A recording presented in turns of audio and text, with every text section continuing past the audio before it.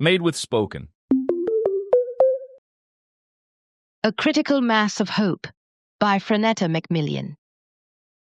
Father Anthony Wills and Mother Magdalene Ocantu, Liberty City and Crescent Regions.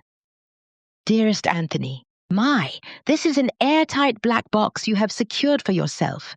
Quantum encryption, a dozen security questions, and a rotating passkey. What are you up to there in Liberty City anyway? Yours, Magdalene. Greetings, Magdalene. I'm so glad you decided to write. Truth is, until recently, I wasn't up to much of anything, except getting settled in. The Knights have provided me with decent lodging, a small cottage on the outskirts of the Arts District. The previous tenant left a ton of dead tree books in the basement, so I've been going through those, along with organizing my few possessions. My chaplain duties have been light so far, though they have been intense. I do 5 to 10 hours a week at the trauma hospital, the cancer clinic, and a local hospice. On a good week, I get a solid 30 hours across all 3 postings, but on off weeks, I get none. A light week might be better for my mental health, but it's murder on my budget. The night stipend covers my rent, utilities, and some food, but I do need some other steady income. And this past week, I got some almost by accident. A few blocks from where I live, there is an establishment called Carmeleta's Occult Shop. It bills itself as a magical supply store, but it's so much more. Their display window is something else. There's a hand of glory, that's a mummified human hand rumored to be able to open any lock, as well as flutes made of human bones and statuettes of various gods and demons. On the main floor, there are books, a small cafe, crystals, and other spiritual paraphernalia. The main floor also serves as an unofficial singles bar for the Liberty City artistic underground. I wandered in one night because I heard music. I ordered some coffee, sat at one of the smaller tables, and watched the crowd while I listened to a skinny, pale teenage girl sing various hymns to the moon. I was dressed in street clothes, wearing nothing obvious that identified me as a cleric, so I actually got hit on a couple of times, but I politely declined. After I'd been sitting there for an hour, an imposing young man covered in tattoos and leather approached me. "Sir," he said, "I'm sorry to bother you, but the owner would like to see you." I was confused and asked the young man why. As far as I could see, I hadn't done anything wrong. I'd ordered a refill and their coffee wasn't cheap, and I wasn't hogging one of their larger tables. "I think she has a job opportunity for you," he replied. I did a quick stealth read and determined he was telling the truth. I had no clue what kind of job the owner had in mind or how much it would pay, but I did need work. So I followed the young man to a door at the rear of the shop and then down a winding, narrow staircase to the lower level. We landed in a dark, cramped hallway that smelled of mildew and incense. He led me into a room that resembled an alchemist's laboratory. Shelves of glass vials filled with God knows what lined the walls. In the center of the room was a huge island cluttered with flasks, beakers, and other lab equipment. Seated next to the island atop a stool was the woman who I assumed was the shop's owner. She had the blackest hair I'd ever seen, almost like she dyed it with that super black paint that swallows all light, and skin as eerie pale as the moon. When she saw me, she stood and extended her arms towards me, hands palms up. "I'm Carmeleta, owner of this joint," she thought to me. "Read me and know I am no threat."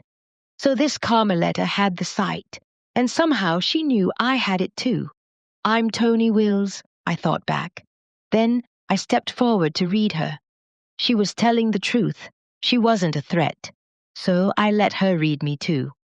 After the reading was over, she offered me a seat on the stool beside hers. "So you're a priest," she said aloud. "Knights of the New Star, same order as the Flaming Monday monks?" I nodded. She must have noticed the ring. "I still remember Flaming Monday," she said. "I witnessed it live, you know. The Independence Center is less than a mile away from here." "How did you get that close?" I asked. I thought the meeting site had been cordoned off. Carmeletta winked. I have my ways, she said. Then she bowed. Deep respect to you and your people, she thought to me. Your hearts are unwavering. Thank you, I thought back. Then she got down to business. Michael noticed you had the gift, that you were strong, and that you were in the market for some extra credits. Michael? I asked. The young man who escorted you down here, she explained. I need to replace one of my ghost charmers, and you're the first qualified person to walk in here. The rest have all been posers and blue sky addicts. I told her I didn't know what a ghost charmer or a blue sky addict was. You know, she said, those people who do house cleanings and banish ghosts from vacant properties. I've sometimes been asked to bless houses, I said, and if by chance I find a malevolent presence, I banish it. Is that what you're talking about? Carmeletta nodded. So what's a blue sky addict? I asked. Again, you must forgive my ignorance. I was posted overseas for a while, and then I was in isolation at the cloister for a year. Carmeletta rolled her eyes and huffed impatiently. Blue Sky is a designer drug that came up from the Florida Badlands. It's classified as a synthetic empathic. In low doses, it's used as an aphrodisiac because it allows you to experience the sensations of your partner. But if you have the sight, it can also augment your gift. However, it's also highly addictive and can destroy you over time. Actually, I had heard of the drug before, although it was referred to as cerulean or velvet. Okay, I asked. What else does a ghost charmer do? Can you read illness? Asked Carmeletta. I have on occasion, I replied. Are you a healer? She asked. For minor ailments. Can you do send-offs? What's that? I asked. Say a person is stuck between life and death, like they're in a coma, or they're in the end stages of dementia, but they don't seem to be able to leave this plane. You dive into their soul and ask their permission to gentle them to the other side. I've done that before, I said, several times. As a chaplain, if a soul asks and the family agrees, I will offer to guide that soul beyond the veil. Carmeletta smiled ever so slightly and nodded her approval. So, Padre, she asked, how would you like to make a few extra credits? Work when you can, and 10% of your profits go to me. Is this how you usually scout for employees? I asked. No, usually it's by word of mouth, Carmeletta replied. But I also have my staff scan my customers for someone truly exceptional, and you caught Michael's eye. So, are you interested? Yes, I replied. Of course. We traded business cards. I'll be calling you in a few days, Carmeletta said. I look forward to it, I said. After that, Michael escorted me back upstairs. Truly one of the most unique job interviews I've had. But I must confess, I am excited. Maybe Liberty City won't be so boring after all. So how goes it in the Crescent? Yours, Anthony. P.S. The quantum black box might seem like overkill, but you can never be too careful. Besides, I want to be truthful here. I'd like this to be our safe space. Dear Anthony, I was only teasing about the overkill. You never can be too careful about security. I was a hacker in my past life, as you know. Blue Sky did originate in Florida. I knew the chemist who first synthesized it. She was a former employee of Grove Pharma with an actual degree in pharmacy, so she knew what she was doing. The stuff made her a ton of untraceables, and she was queen of the Badlands for a hot minute before someone in a rival cartel shot her in her bed as she slept. The Crescent's deep outside reminds me a lot of Florida, except there's slightly less chaos. I'd say a good 90% of my congregation are food insecure. A good 10% are homeless, which is really something when the outer zones are rated at least D3. A major part of my job is finding good used Haz suits on the cheap. I hit the ground running as soon as I arrived. Unfortunately, I had to report 2 nuns who worked in the food pantry for charging some of our parishioners. Obviously, that led to some tension. but we can't have people cheating the poorest of the poor. Strangely, it bothers few that I'm a woman priest. Instead, I'm an exciting curiosity. My All Souls Day Mass was standing room only. I was so nervous, I did most of the ritual with my eyes closed. As for the main part of my mission, I thought I was going to have to wait for the Crescent Board's winter meeting for a chance to meet Dr. Ruby. At that meeting, the board invites charity leaders to a formal beggars' banquet where charities pitch for donations for the holidays. Instead, Dr. Ruby came to me, except at first I didn't know who he was. Please don't breathe a word of what I'm about to tell you to anyone. I did not include the following in my report to the bishop. It was Tuesday, typically a slow night at the cafeteria, when a mysterious gentleman wandered in. He was tall, lanky, and dressed in a cheap black has-suit, crudely repaired with fluorescent orange reflective tape. He had a serious case of helmet head.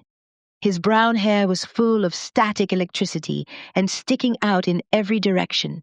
On the surface, he seemed unassuming and shy, and yet he possessed an energy that made every molecule in the room stand at attention, which is why I immediately noticed him.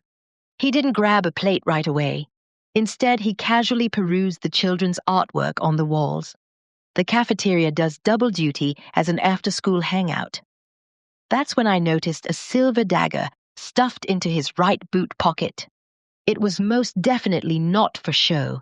He could have sliced someone wide open with that thing. I directed one of the sisters to watch him closely. "Why?" she asked. "I don't know. Dude just feels weird to me." "Don't mind him. That's just Lucian. He drops in to check things out every once in a while." "Where's he from?" I asked. "Don't know for sure. I've heard he makes camp in 10th Zone." That meant he was homeless. Officially, no one lives in the 10th Zone anymore because it's far too toxic, but plenty of folks still squat in the old abandoned buildings, and it's usually the kind of people you don't want to know, which explained the fancy dagger. It was for protection. I decided to ask him if he wanted a plate before the kitchen shut down for the night. "No, ma'am," he replied in a gentle southern drawl. "I've already eaten. I was just looking for some place warm to wait for the next ferry." "Would you like something warm to drink?" I offered. "We still have some hot chocolate available, and it's the good kind too. Rich and dark and not too sweet." He shrugged. "Okay." He sat at one of the tables, and someone a couple tables over waved. "Lucia!" they shouted enthusiastically. "Where you been?" "All over the place," he shouted back. "How's your hand, Xavier?" "Still looks good." "Good," Lucien said. "Glad to hear it." "Big mug or small mug?" I asked. "Of what?" Lucian asked, momentarily confused. "Hot chocolate," I reminded him. "Small," he replied. So I went back to the kitchen and poured a small mug of hot chocolate. While I was there, I asked one of the sisters about Lucian. "I don't know much about him," she replied. "He just shows up every once in a while. I think he's like a medicine man or something, one of those voodoo guys." I returned to the cafeteria and served Lucian his hot chocolate. He tried in vain to flatten his unruly hair, picked up the mug with both hands, and took a sip. "Thanks," he said. "I didn't know how much I needed that." I extended my hand and introduced myself. "I know who you are," he said. "I've been wanting to meet you." I asked him if he needed anything, perhaps a warm bed for the night. We still had some vacancies in the shelter. "No, thank you, ma'am," he said, "but I would like to talk." I told him I had to help close down the kitchen, which would take about an hour, but I would be available after that. "I'll help you clean up," he said. "Don't worry, I've done it before." So I returned to the kitchen to help with final cleanup while Lucian sipped his hot chocolate. After he finished, he joined me and the sisters in the kitchen. He was a great help. We had everything cleaned and prepped for Wednesday breakfast in less than 45 minutes. I invited Lucian back to my office, but he wanted to talk somewhere else instead. "Where do you have in mind?" I asked. "Christie's private booth 6, he said. Now I was just confused. If Lucian was indeed a squatter in the 10th Zone, He wouldn't have the credits for a private booth at Christie's. Not that Christie's was all that expensive when compared to clubs in Crescent Dome, but still. Apparently he sensed my suspicion. "Mother Magdalene," he gently assured me. "I mean you no harm." I tried to read him, but all I got was the psychic equivalent of static. If I was going to see this thing through, I would just have to trust him. I grabbed my helmet and gloves, and we headed out into the freezing mist and onto the ferry. The ferry wasn't crowded, so we went to the lower decks where the air filters are. We found an empty space on a bench and sat. A few people recognized Lucian and waved. He waved back and asked after their families. Typical Crescent small talk. Christie's was just off the first ferry stop. We disembarked and headed to the club. Once inside, Papa Christie himself led us downstairs to the private booth. Whoever this Lucian was, he definitely wasn't a squatter from the 10th zone. We sat down, and Lucian told me to order anything I wanted. "Who's paying?" I asked. "I am," Lucian said, smiling. "Who are you?" I demanded. "I mean, really." "Anthony." I really have no words to adequately describe what happened next. Lucian smiled mischievously, ran his fingers through his unruly hair, then closed his eyes and bowed his head. When he raised his head to meet my gaze a few seconds later, his face had completely transformed. It's not like his features physically rearranged themselves, but somehow my perception of them had been radically altered. "Do you know who I am now?" he asked. I was so flabbergasted I could barely speak. "You're Lillian Ruby," I gasped. Then, once I got over the shock, I asked, "How the hell did you do that? Because I truly didn't recognize you. No one else did either." "It's a technique I developed so I can walk around in public and not get harassed," he explained. "Essentially, I've weaponized anonymity." "Then it's true," I said. "You have the sight?" "Yes," he acknowledged. "And I know you have it too, which is the primary reason the Knights assigned you to the Crescent.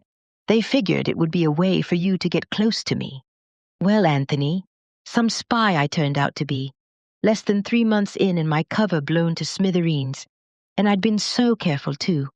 My plan was to introduce myself at the beggars' banquet and attempt to build a friendship from there. I didn't try to force things. "How did you find out?" I asked him. "The Knights have kept me under surveillance ever since they sponsored my family's entry into the Crescent, so I returned the favor." "I'm sorry," I said, flush with shame that the Order had been stalking this man for most of his life. "Don't be," he said offhandedly. "It's just what they do." Silence. "So what do we do now?" I asked. "You order what you'd like and we'll talk," he said. He seemed more amused than upset. So, I picked up the tablet Papa Christie left behind, perused the menu, ordered vegan fish and chips along with a gin and tonic. I needed a drink. A server buzzed in with my order fairly quickly. He nodded to Lucian Dr. Ruby as he placed my food and drink on the table. "Would you like some smoke, sir?" he asked. "It's on the house." "No, thank you," Dr. Ruby replied with a smile, after which the server exited with a bow and shut the door.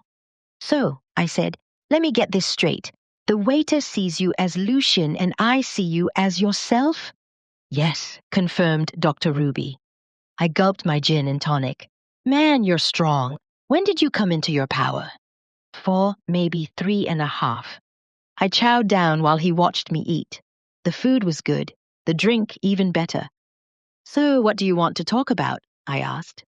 "Perhaps you can tell me a bit about yourself," he suggested. "You mean you don't already know all there is to know?" "I know before you joined the Knights, you lived in Florida, where you made a decent living as a hacker for hire. Also, that your family emigrated here to escape the gold riots in South Africa. You're fluent in several languages, and you used to be a librarian at a tiny liberal arts college in what is now Upper Midwest." I shrugged. "That's my life in a nutshell. What else do you want to know?" "Why did you join the Knights?" "Because I thought the world sucked and needed changing, and joining the Knights seemed a good way to change it. They're fearless and disciplined." "The Knights aren't fearless," Dr. Ruby countered, "because they were afraid of me." For all I know, I said, they still are. Silence. Do you mind if I ask you a question? I asked. Ask anything you want, he replied. This Lucian thing seems to be more than a mere disguise. One of the sisters said you were known as a medicine man, and the people of the deep outside seem fond of you. You're right. Lucian was originally just a way to dodge the spotlight, but he's evolved into a way for people to relate to me as a regular human being, which is good for them as well as for me. It helps keep me grounded. Many of my fellow board members have no idea what goes on out here. As for the medicine man thing, I am a healer. I don't make a big deal about it. If I sense someone actively hurting, I do what I can to alleviate their pain. You heal by touch? I asked. Yes, he replied. Then, are you going to put that in your report? Not if you don't want me to, I said. I'll just say I established contact earlier than expected, and that so far you seem utterly fascinating. He chuckled. You flatter me. No, I said. I'm telling the truth. And I appreciate that about you very much. Perhaps we can meet again. Well, that was a surprise. I thought I'd blown it completely. We traded business cards, and he buzzed the server back in and settled the bill. We left Christie's and walked to the ferry stop. I got on the ferry back to the Priory while he stayed behind. The last thing I saw was him walking in the direction of the deeper outside as the ferry pulled away. I wondered where he was going. Yours, Magdalene. Dear Magdalene, sounds like your mission began with a bang. Although it doesn't surprise me that Lillian Ruby knew you were coming, or that his gift is as formidable as it is. As to where he might have been going that night. As you may know, our friend grew up in the 10th zone, but when his family first arrived in the Crescent, they stayed in the storm shelter under the 6th zone Priory for a few months. I think Dr. Ruby might have been around 5 years old at the time. His mother and grandmother homeschooled him during the day, and he spent most of his leisure time in the Priory Library or the Priory's indoor gardens. Then, there was some incident where Lillian made a plant bloom just by talking to it. I'm not sure about the particulars, but the incident demonstrated the boy had the sight, and it freaked one of the brothers out. At that time, the knights were even more wary of those with the gift than they are now. So there was a small controversy, and the family vanished from the Priory not long after, leaving only a thank you letter in their wake. The priest who sponsored them never found their exact location, but I believe they might have found a vacant building in the 10th zone and rehabbed it so it was livable. One of Lillian Ruby's first major purchases after he made it big was a huge tract of land. We're talking well over 1,000 acres in the 10th zone. Most likely, he purchased the area he grew up in for sentimental purposes, since it's definitely too toxic for human habitation now. Or is it? There's an urban legend that he's actually terraformed it into his private paradise and has a secret laboratory out there. And maybe that oil-eating microbe was much more successful than he led people to believe. But like I said, that's only a rumor. At any rate, exercise caution. Even though he initiated contact, he still holds the power. Don't rush things. You've piqued his interest, but you still need to build trust. Meanwhile, things are picking up here in Liberty City. A few days after my interview, Carmeletta offered me a house-cleaning gig with a real estate management company. They had a few units scattered throughout the city for me to clean and bless. The job was fairly easy, nothing but the usual astral funk to banish, except for the travel. I'm still learning the lay of the land. At any rate, the client was pleased, so Carmeletta started giving me steady work. Between ghost charming and my chaplain duties, my economic situation is much less precarious. Then, late one night, Carmeletta called me in a panic. She wanted me to meet her at a rehab facility in the eastern section of the city. A doctor had called her in to read a young woman who was recovering from a stroke, and Carmeletta needed a second third eye.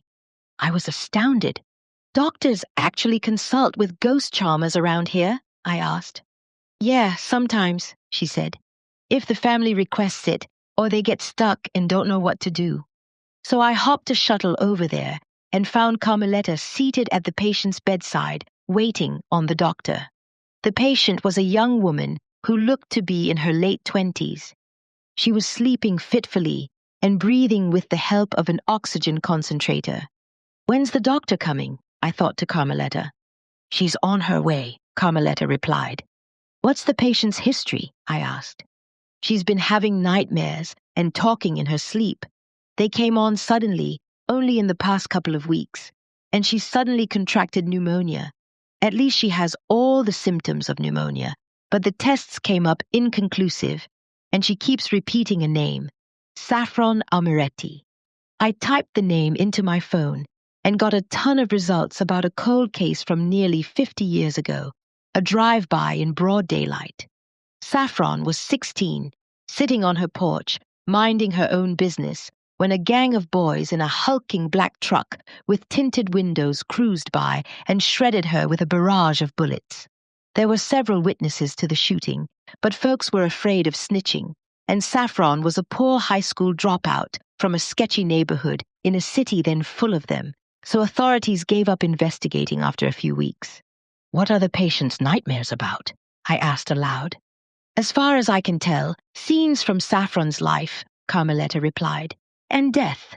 The patient is still having trouble speaking, so it's hard to translate." Just then the doctor appeared. I recognized her from the trauma hospital. "Greetings, Father Tony," she said. "Somehow I wouldn't expect to find you here." "He's with me," said Carmeletta. "You're a haint chaser?" Doc asked. I shrugged. "It helps pay the bills and I gotta eat." "I'm surprised the church lets you do that," Doc said. "Well, as long as I don't do it in their name, they don't care." I asked Carmeletta and the doctor how I could be of assistance. "Read her," Carmeletta said. "I have my suspicions as to what's going on, but I need a second opinion, and you're stronger than me." I asked if they could wake the patient. "Sure," Doc said. "We need to get vitals anyway." She went to the patient's bedside, leaned in, and softly whispered the young woman's name. Her eyes immediately flew open, and she gave the doctor and Carmeletta a lopsided smile.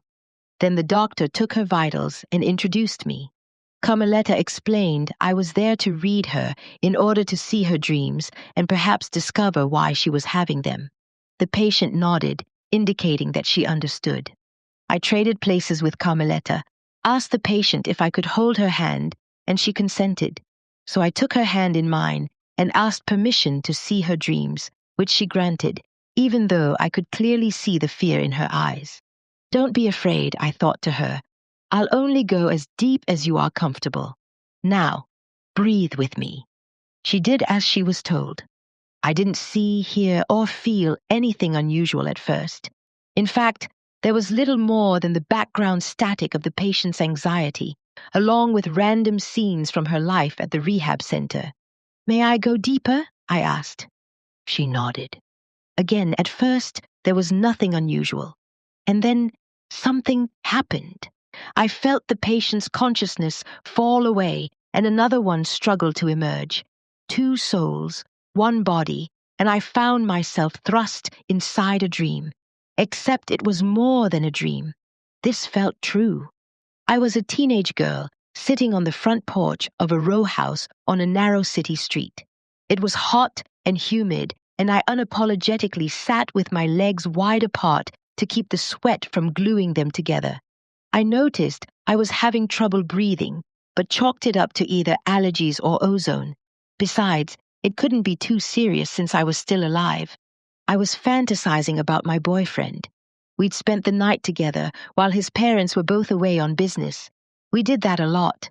Grandma never trusted him because he was older and came from the bougie side of town. She thought he was slumming and taking advantage of me. But he was a real good lover who made my body sing and fine by me. The boys in my hood were trash. Then a big black truck came barreling down the road, almost too big and wide for the street. The windows were tinted too dark to see who was inside, but then the driver's side window came down and a gun came out. The hail of bullets stung me with the force of 10,000 bees. I fell backwards, legs up in the air. There was just so much blood. It was all I could see, all I could smell. God, it hurt. And then it didn't hurt anymore. I was floating. Saffron, I thought quietly, why are you showing me this? I want this body, a raspy voice answered. I deserve to finish. But Saffron, I whispered, this body belongs to someone else.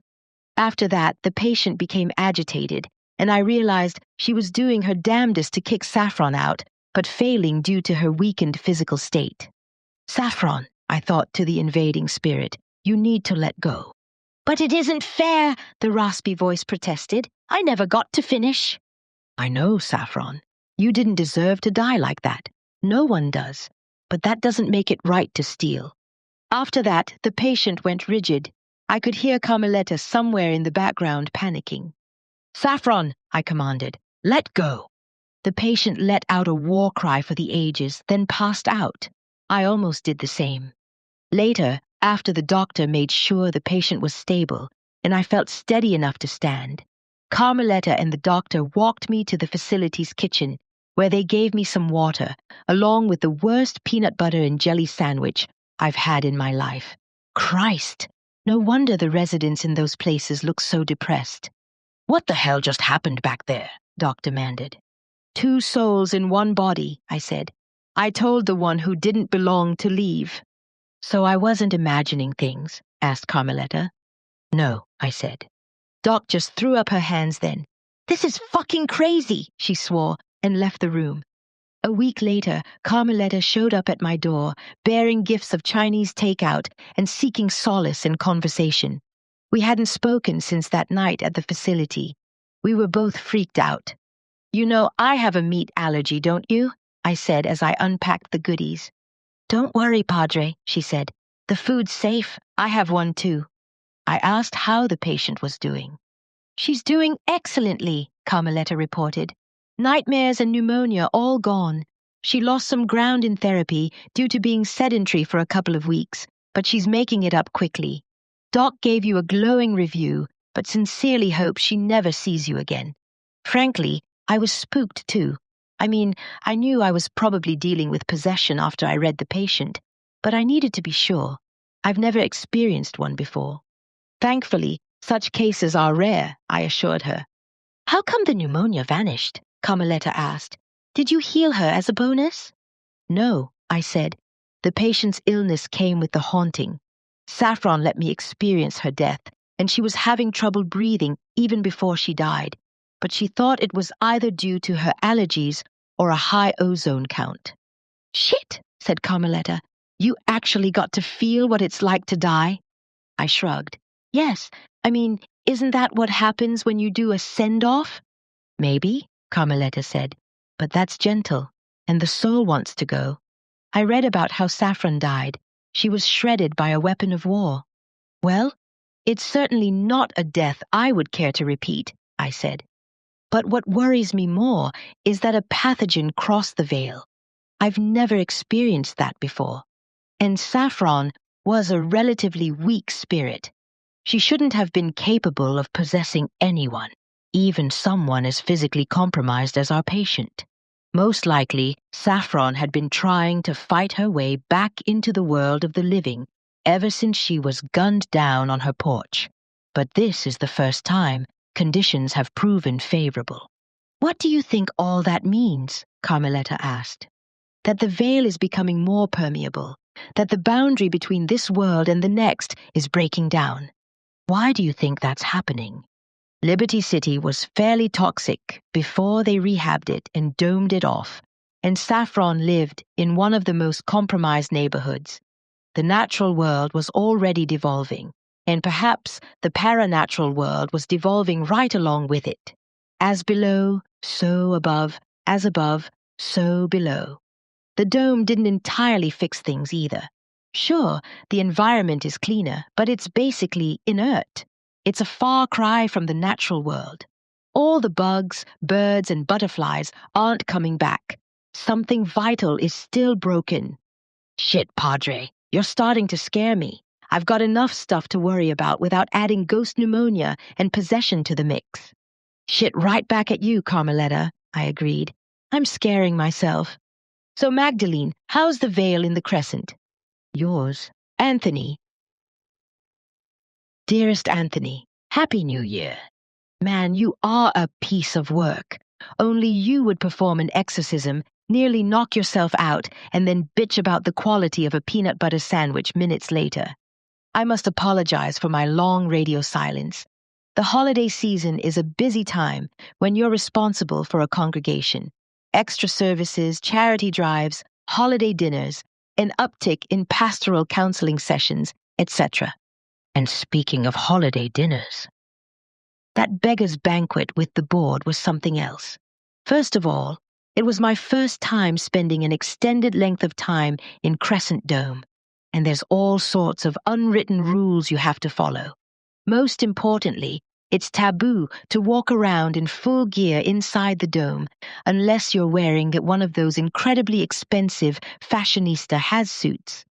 This means that most outsiders have to change and rent a locker at the dome ferry stop, which is an unholy pain in the ass since I had to carry a huge backpack onto the ferry. The beggar's banquet is about as stuffy as a state dinner and held in the dome's administration building, which looks like something Frank Lloyd Wright would design after a ketamine binge.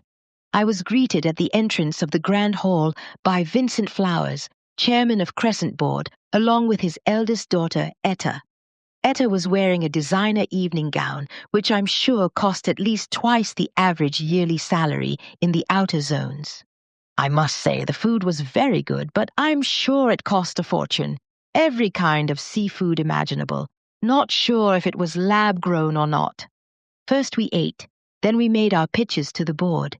There were 20 charities there, and you had 5 minutes tops to justify your worth. That 5-minute rule was strictly enforced. After that, they cut off your microphone and disqualified you from receiving any grant at all. No sort of visual aids or props were allowed. The only tool you had was the force of your rhetoric and maybe your looks. Status on the board is determined by net worth and seniority, and members are seated at the long table in front of the banquet hall accordingly. All but one of the board members are men, and all but 2 of those men are white, which is really something when you consider how diverse the Crescent is. Lillian Ruby looks like he's ranked somewhere in the middle. His net worth rivals the Flowers families, but he's also the newest and youngest member of the board. It was the first time I'd seen him since our meeting at Christie's, and I must say, he looks damn good in a tux, nerd sexy at its finest. He acknowledged me, but we didn't have time to talk at length. Vincent Flowers seemed to monopolize most of his time. He did seem to encourage me during my pitch, leaning forward and even smiling slightly. In fact, he was the only board member who even attempted to display any interest in what the speakers were saying. The other board members either glowered at us or looked totally bored. Etta Flowers looked at her phone. My pitch came in at 4 minutes, 33 seconds, and the night's charities received grants totaling 50,000 credits from Vincent Flowers, Egan Marshall, and Lillian Ruby. Not bad for a newbie. Also, not bad for doing a pitch in an evening gown and heels. I swear, I felt like a contestant at a beauty pageant. I ran into an old Florida associate recently, Papa Jocko.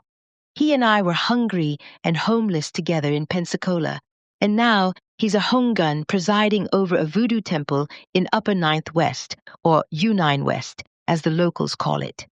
He wasn't the least bit surprised I'd escaped Florida and joined the Knights. Magdalene, he said, I figured you were either destined to become a priest or a mambo. The spirits live in you. Jocko is a good person to know. 1, because he's someone I can relax and be my complete self around. That's one reason among many I miss you so terribly, Anthony. And 2, he's a respected member of the community who knows everybody and everything. I asked him about Dr. Ruby's alter ego, Lucien, without spilling the beans, of course. Ah, yes, he said. The mysterious Lucien, the tall, thin man who reads like static. He visits U9 West occasionally, and every time he visits, good things happen after. Like the library gets some books, or someone gets their decon chamber repaired, or the storm shelters get restocked, or somebody's child gets medicine. He's also a healer of unprecedented power. I've heard he can heal with just a smile. Do you have any idea where he stays? I asked. No clue. I've heard he makes camp in 10 Zone, but I'm not sure. I keep inviting him to ceremony. I have a feeling the Loa would love him, despite him being a paleface, but he always demurs. Why? Have you met him? He came to the cafeteria once, I replied. He had a weird energy, self-effacing, yet loud. Jocko laughed. That sounds like him. He's odd, but he's nothing to worry about. Also, after I received your letter, I asked Jocko what he thought about your theory about the veil breaking down. Don't worry, I didn't tell him the details about you or your patient. I've never thought about it that way, he said. But it makes sense. That must be the reason why ghost charmers do so well here. The veil here is so frayed, it's almost non-existent. Gods, demons, and ghosts, they're all so close, they're breathing down our necks. And it's so easy to curse or cast a spell, even posers can do it. Well, Anthony, I'm going to have to end this here. It's late, and I've got the early mass tomorrow. Yours, Magdalene. P.S. Well, speak of the devil. Our friend Lucian/Lillian wants to meet at Christie's tomorrow night. I'll write later with tales from booth 6. Dearest Anthony, okay, my mind has been blown. Lillian Ruby asked me to meet him in Christie's lobby at 8 o'clock. He warned me there was a chance he might be delayed, so he sent a code to my phone I could show to the host that would allow me to wait for him in the booth. So there I was, in Christie's lobby at the appointed time. Perhaps I should tell you a bit more about Christie's, since it's turning out to be a significant place. If I had to describe it in as few words as possible, I'd say it was a high-class speakeasy. It's swanky and expensive for the deep outside, and while the food and entertainment are mostly excellent, it definitely has a seedy, darker side. Lots of organized crime. When I arrived, the lobby was full of menacing muscle men, all dressed in identical midnight blue has suits. It turned out they were part of some gang leader's security detail, so I didn't hang out in the lobby for long. The private booths are down in the basement. There are 10 in total. Most of them contain tables for 2, but booths 9 and 10 can accommodate as many as 6. They're mostly used for romance and business. They are soundproof and have morphing windows on the doors for privacy. For a couple hundred credits an hour, you get a server that waits on you like royalty, nearly unlimited food, and a choice of wine or smoke, or wine and smoke if you're feeling extra fancy. You also get all the time in the world to enjoy your meal. And what happens in a private booth stays in a private booth, except that which I'm telling you so my head doesn't explode. A server showed me to booth 6, informed me that Lucian was on his way and should arrive shortly, and left me with a wine and smokables list. Fortunately, I didn't have to wait on Dr. Ruby long. This time Lucian arrived in a more upscale has-suit, but it still didn't look out of place for the deep outside. You would have assumed he owned a shop in the outer zones, or maybe he was a mid-level mobster. That flashy dagger was still in his boot pocket, though. He waited until the server shut the door and morphed the windows before fully revealing himself. I still want to know how he does that. Hello, Mother Magdalene, he said. Thank you for meeting me on such short notice. No problem, Dr. Ruby, I said. Then I thanked him for his generous grant. Turns out most of those 50,000 donated credits were his, even though I'd already sent him an official thank you letter. You're welcome, he said. I hope it helps. Have you ordered yet? I told him I hadn't. Would you mind terribly if I ordered some smoke? He asked wearily. It's been a very long day. I've been running since 5 this morning. I said I didn't mind. I figured it would be interesting to see what he was like stoned. So I ordered wine while he ordered the house blend, whatever that was. The server buzzed in quickly. Dr. Ruby had his own smoke kit, and I watched as he filled his pipe, lit it, and took his first hit. Thank you, Jesus, he sighed dramatically as he exhaled. I burst out laughing. It must have been a really hard day. Horrendous, he replied, smiling. I was tempted to ask what made it so horrendous, but figured it was not my place. So, I asked, what is this meeting about? Nothing really. I like you, Mother Magdalene. You read is comfortable to me, and I admire the work you've done in the deep outside so far. I blushed despite myself. Thank you. Does that mean you don't mind that I've been essentially sent here to spy on you? I didn't say that. I don't like being watched.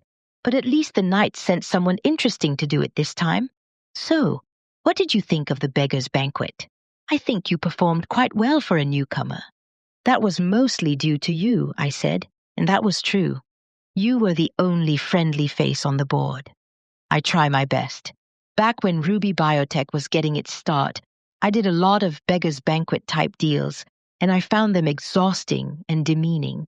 So I tried to make the best of a bad situation for others. Well, I appreciated it, I said. Silence. We both perused the menu. He ordered a vegan hamburger and fries, while I ordered creamy mushroom and white bean soup. He asked if that was all I wanted. He was paying so I didn't have to worry, and I assured him I was fine. Then, while we were waiting for our food, I decided to ask him why his day was so horrendous anyway. The question might have been out of bounds, but I figured we had to start somewhere. Because the universe always decides to show its butt just before you go on vacation, he replied with a lazy smile.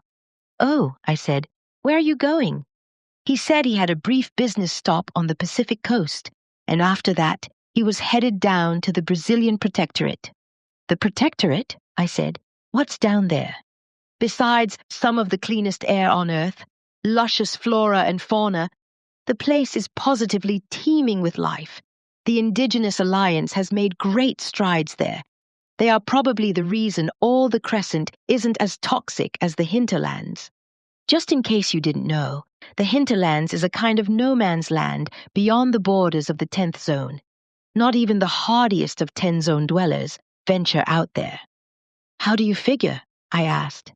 Without the Alliance, the rainforest would have been completely decimated, and there'd be far less oxygen in the world.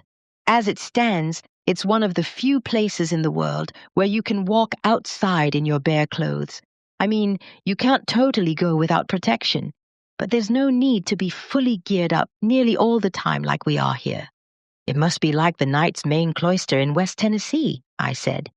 Yes, he agreed. I've heard the cloister is gorgeous. He was starting to get a little mellow, so I decided to ask him where he was headed after he dropped me off at the ferry stop after our last meeting. I was going to visit my mother, he replied. Plus, my sister was in Region for once, so I was going to see her. Where does your mother live? I asked. He smiled knowingly. I see what you're trying to do. What am I trying to do? You're trying to determine if all those rumors about my own personal Eden are really true. Busted, I said. Okay, he said. Let me make this easy for you. Yes, I've been trying to rehab the land around my childhood home, so yes, I do have a lab out there.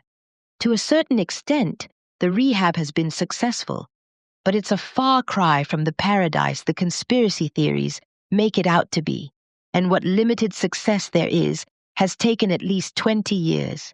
And frankly, I'm not sure how much I am responsible for the healing that's occurred. I'm sure much of it is just the planet slowly healing itself. You've been working to rehab your childhood home for the past 20 years? I asked, surprised. Yes, he replied. And that's one reason I don't like to talk about what I'm doing out there. People think I can just snap my fingers and everything will be as it was. To rehab the Crescent will be at least a generational project, and even when that rehab reaches its optimal state, the land won't be the same. We've destroyed too much. The final result will be far less toxic, he continued. But in order to ensure that improvement lasts, we, as stewards of that rehabbed land, will have to humble ourselves to be far less toxic as well. I can donate the credits, I can donate the science, but I can't fix people's hearts. Hell, I can't even convince half the board members to set foot in the deep outside. Silence. When Lillian Ruby gets stoned and talks about something he is passionate about, two things happen. One, his southern drawl gets thicker than congealed bacon grease. I can see why he once hired a speech coach to drill some of it out of him. And two, he starts leaking. Not thoughts so much, because he keeps his innermost thoughts carefully cloaked, but he leaks emotion. Imagine someone with that strong of a gift freely leaking deep devotion, frustration, anger, and disgust in a compact, hermetically sealed room. Anthony, it was just too much. I felt his pain like a physical thing. I burst into tears. "Mother Magdalene," he asked, "why are you crying?" "You're drowning me with your feels," I truthfully replied. "I'm sorry," he said sincerely. "It must be the smoke. I promise I'll be more careful for the rest of the evening." That's when the server buzzed in with our orders, saved by the bell. We ate in silence. He was definitely hungry.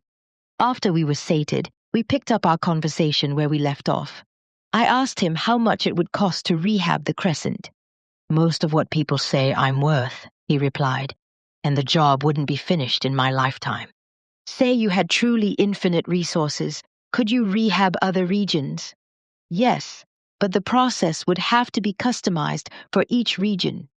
I have similar experiments running in Upper Midwest, Pacific Coast, and Florida, with Florida being the oldest. But the same principle holds true for those regions as it does in the Crescent. It will be at least a generational project, and while the land will be less toxic, it will never be the same. But given all that," he continued, "even if I had truly infinite resources, it's not a task either I or my company would be able to accomplish alone. It would require patience, cooperation, compassion, and trust, which, in our global system of corporate fiefdoms, is in terribly short supply. I mean, originally domes were supposed to be these life-saving miracles, but instead they became fortresses for the privileged, all because we had the tech, but not the wisdom and compassion to wield it equitably and justly. Magdalene, I'm afraid there can be no true miracles without justice first." I asked if any members of the Crescent board knew about his experiments. "No," he replied, "they do not, and I doubt many would care. Egan, for instance, has this annoying outer space fetish, which I just find silly.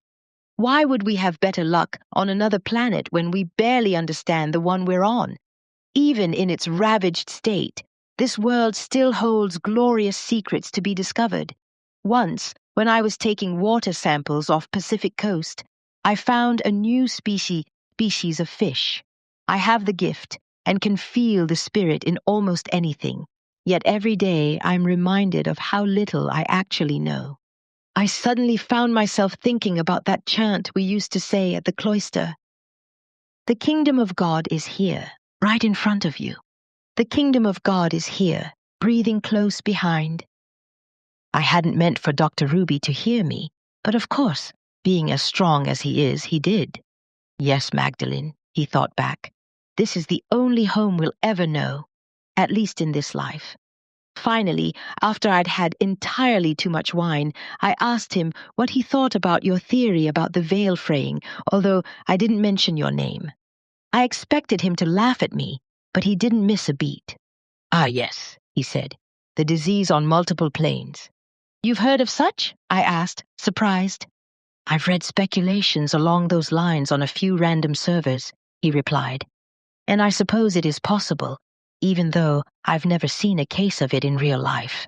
"But you wouldn't dismiss it if you saw it?" "Not immediately. I've been surprised a few times before." "Huh," I said. "You're far less skeptical than I thought." "I wouldn't call myself skeptical," he said, "but I am disciplined. I was raised by brilliant scientists who just happened to have the sight and be strong. My father didn't always work on an oil rig, and my mother wasn't always a waitress. Before the nation fractured, they were research scientists. Science is a method of applying discipline to curiosity to arrive at a workable truth. My gift gives me a little more data to work with than the average person, but it doesn't make me God." "Have you ever used the sight in your work?" I asked. "Well, that oil-eating microbe that started Ruby Biotech? That was me working years to back-engineer a dream I had when I was 9. I laughed. Really? I asked. Really, he echoed. My gift might provide me with inspiration, but it's rigorous science that transforms that inspiration into something useful. After that, Dr. Ruby buzzed the server back in and settled up the bill. It was almost midnight, and he dropped nearly 1,000 credits like it was nothing. He was pleasantly stoned, and I was borderline drunk. He walked me to the ferry stop and stayed with me until I boarded. How are you getting home? I asked just before we parted. I'm going to pull rank and use my tunnel pass, he replied with a sheepish grin. I've got an early flight tomorrow. Good night, Mother Magdalene. We'll talk when I return. I don't know, Anthony. When I got back to the Priory, I couldn't sleep. Something about that conversation left me strangely elated and hopeful. Maybe the Crescent has a chance. A critical mass of hope keeps the world turning. Yours, Magdalene. My dearest Magdalene, a critical mass of hope keeps the world turning. You ought to use that in a homily if you haven't already. Ditto for, there can be no true miracles without justice first, although that second one might get you in trouble since it was said in confidence and you didn't say it first. As for me, I'm feeling down and drained this evening. I had to do a send-off for a boy who'd suffered grievous injuries due to a shuttle accident and had been in a coma for several months. His parents were close to pulling the plug, but they wanted to make sure that's what their boy wanted, and that when he crossed the veil, he wouldn't be in any pain. I read him and found his soul sitting on a beach of crystal sand, caressed with glowing waves. I explained who I was, told him his parents loved him, but that they wanted to know his wishes. I want to play with the angels, he said. Magdalene, that broke my heart. The kid was just 10 years old. You'd think after years of doing this it would get easier, but it never does. Wow, what a conversation with Dr. Ruby. Sounds like our friend's heart is in the right place, and I wholeheartedly agree with him about Egan Marshall. That man's a total wanker. I think I know why that conversation left you so hopeful. We are so used to thinking of the Baron class as a monolith. We think they're all cruel assholes, like H. Prentice Grove, Egan Marshall, or that Tainer dude, at the moment his first name escapes me, who rules Greater Houston with an iron fist. But if we're ever going to pull our species out of the downward spiral it's in, we're going to need at least a couple of these barons to break rank and truly act out of the box. Lillian Ruby seems like he would be a prime candidate to nudge in that direction. I've always known he was brilliant, but it's encouraging to see that he's also wise, and that the money sickness hasn't consumed him like it has so many in his class. But really, he's been both wise and brilliant since he was very young. Full disclosure, I personally knew the priest who took in the Ruby family when they first arrived in the Crescent. Father Avery was one of my first mentors in the Knights.